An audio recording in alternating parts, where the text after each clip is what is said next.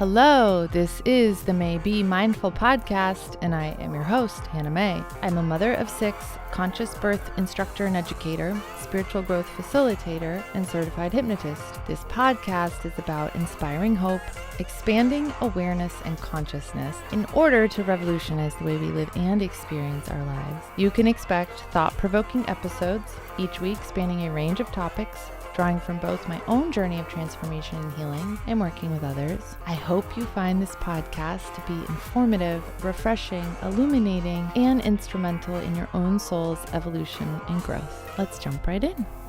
Okay, welcome, oh my gosh, to the May Be Mindful podcast. I am your host, Hannah Mae, and this is the first episode of this podcast. I'm so excited.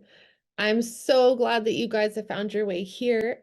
I am excited to create this space and this container for some really interesting, weird ways of looking at things from different facets and explore and unravel these concepts that on the surface may seem very yeah, or whatever, but underneath are actually these really profound sort of mysteries or topics or things to unravel or ways to look at things from different perspectives in order to shift perspective. And of course, when we shift our perspective, we can shift our experience pretty dramatically and vastly in life. So I am just going to tell you a little bit about who I am, what I'm about, what I do, and, as far as the labels of what I identify as, really, I look at those things more as honing, shaping tools. And so the first on that list is going to be a mother and a wife, a mother of 6. And if you're a parent, you can relate. And you know what I'm talking about because parenthood is no joke.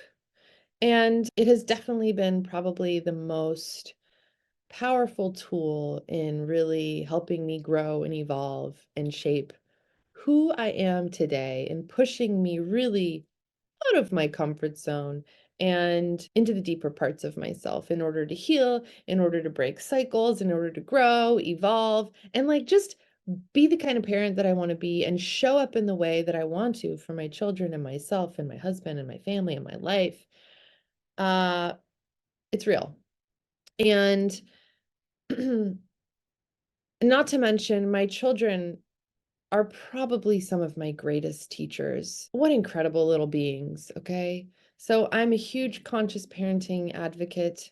And I would say this tool has been more responsible and maybe more intense even than the recovery piece, of which I have almost 22 years in continuous and evolving recovery and working with others in pretty consistently, actually very consistently, incessantly for 22 years from different addictions and compulsions, of which I have had to really persevere in and find freedom in order to show up for the rest of my life.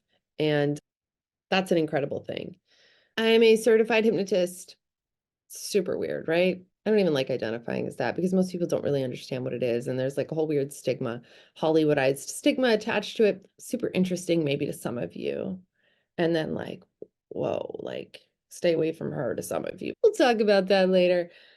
But really what I love talking about is the mind, the greater mind, not just the brain, but the deeper layers and levels of ourselves that are integral and overlap with spirit.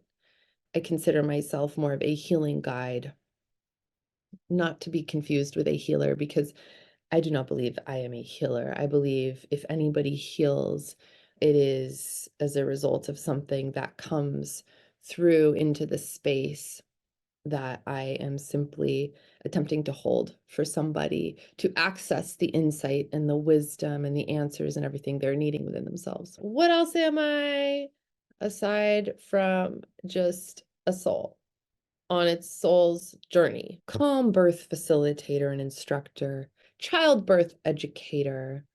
I am excited to be a part of this beautiful paradigm shift in the way we perceive childbirth, because it needs to shift. There has been a big push. There has been a big shift, and it's in process. But I really believe that we can continue to move this mountain, and women can start to feel empowered and trust their own bodies, that their bodies know how to birth beautifully as nature intended, and that they can have the kind of birth that they want, that they can have a joyful, connected, calm, peaceful, enjoyable birth.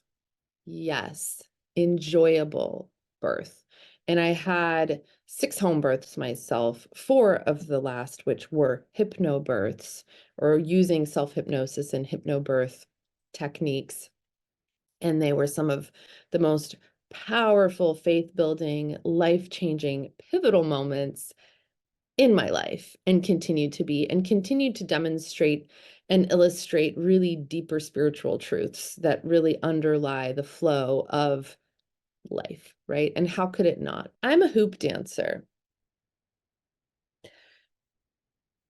Before you go, what? I said hoop dancer. That is H as in happy, OOP, dancer.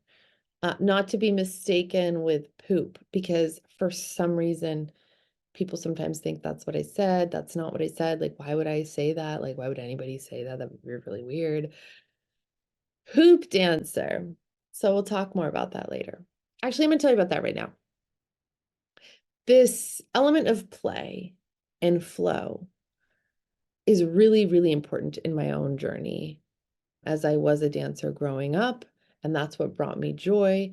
And I need to move. I'm somebody that needs to move my body. And being able to really sort of access that play and that flow state is really important as to how it flows into the rest of my life, how it translates into everything else in my life. And I personally found that when I re-access this part of myself, which I had shut off actually for a good amount of years in motherhood and sort of suppressed because of like a failed dream or whatever it was, that I woke something up in me that set me on a completely different path, which is partially responsible for where I am today. And so when we can specifically with intention target problems or issues and really move energy with intention as a result of accessing intuitive movement in our bodies, it's a pretty incredible and powerful thing how that does flow out and how that does translate into the rest of our life, because everything is energy. Everything is energy, whether you believe that or not. It's just true, okay? I'm generally somebody that looks at things from a slightly counterintuitive perspective, and life can present circumstances, for example, in some like really ugly ass wrapping paper sometimes. It's like these gifts that are just hideous. And you're like, really? Like that's a gift? Are you sure? Because I would like to throw that away. We're gonna shred that, we're gonna incinerate it, we're gonna just dump it, because why would I want that gift? That is a horrible circumstance. But actually, I've come to see these things as incredible opportunities. And it is the hand of opportunity that if I take and accept that invitation and move into that problem, quote unquote, for those of you who are listening, I can get to the gold. I can find this incredible gem of wisdom and pearl or gift underneath that, as a result of doing what is counterintuitive and softening into an experience rather than becoming like tense and rejecting what life gives me just because on the surface it looks really fucking terrible. Okay, moving on. Uh, I have always been fascinated and drawn ever since a young lad to the mystical. And this is what really got my attention and sparked my curiosity as a child. And I remember reading these stories and these miracles about these mystics and saints, and just having those stories really resonate for me, and really knowing on a very deep level that these things are real, and that these stories and these things are more real than what we experience on the material and human plane. And those things have continued to cause me to seek and take that journey inward, so to speak, because it's a little more exciting to me, in all honesty. There's a lot more magic in it, there's a lot more inspiration in it, and I think as humans, we tend to stay, and we're conditioned to stay pretty surface as far as our perceptions, as far as our solutions go. I mean, it's kind of like ingrained into us ever since we're little. It's like you got a problem, you fix it with this like practical solution, right? Which is great, which is why we're just so good at being human. But in order to transcend the human experience and to have a deeper experience and to be able to become bigger than our problems and to overcome our problems, I really believe, and it's my experience, that we need to be able to access these deeper mysteries and deeper parts of ourself. And so that journey inward is really what I love. And I love the teachings of the mystics and the sages and the saints, and these stories that are really they've sort of become unknown, and they've sort of disappeared into obscurity, and they've almost turned into like legend or myth, versus no, these were real people, these were real documented events, and I just think they're incredible. And I know when I talk about them to people, they go, oh wow, I want to know more about that, right? Because it's not like you're not reading about it in the headlines. I mean, it's not what's happening on a day-to-day in your face basis. And so we're going to talk about the body. While I love the talk of the mind and the soul, it would be remiss not to talk about the body, aside from the fact that our bodies are these incredible vehicles for these minds and souls to operate in and thrive in the world. Just like if we only focused on those things and ignored the body, not dissimilar to people who only focus on the body and ignore everything else, there's going to be an imbalance. And we are these multifaceted, incredible systems of mind, body, soul that requires balance in order for us to achieve homeostasis. And homeostasis and balance is the goal. I know it's sort of a joke. It's like I heard someone say once, I laugh as I watch balance pass me by and like careen over the cliff kind of thing, but it's a good goal. It's a good goal. I have this friend who used to say, we're all just trying to hold hands to get to the finish line. And I just think that's such a beautiful image. And on that note, the words that I use, what I personally believe, which is actually really irrelevant, unless you want to know. I guess that's why I'm here to I'm here to tell you, since I have a podcast. But if the words I use or the terms I use or it resonates for me spiritually, maybe doesn't for you, that's okay. And some of the stuff actually may be really triggering, because sometimes things that have deep resonance sometimes can impact a part of us that maybe we haven't wanted to look at. And that's all okay, and that's all good stuff.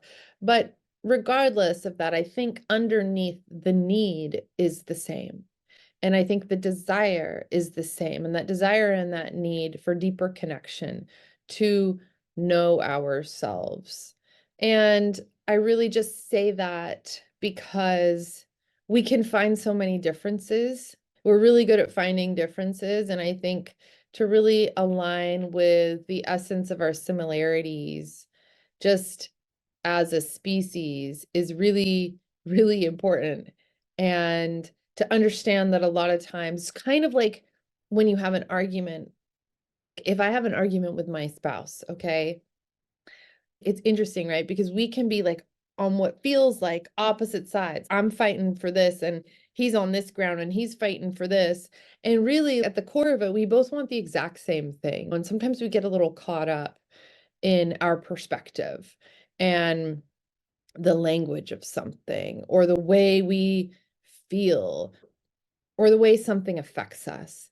And so I love the idea of all sort of pressing into common ground on some of these concepts and some of these things, especially spiritual concepts. And everyone is where they are with that because that's purely experiential and it doesn't actually matter what I have as my experience and what I believe, or what anybody else does for that matter.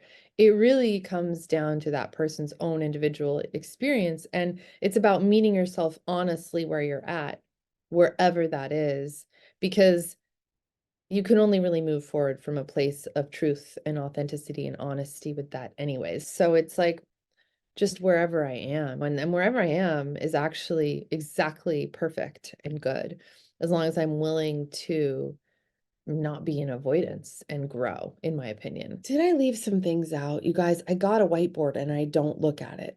So without further ado, we're gonna just I'm tying a bow right now. Tie a bow, and we're going to come back to these conversations and we're going to open it back up again with our first episode and talk about who knows what. But I'm so excited to unravel these concepts with you guys and have many more nice, cozy chats together.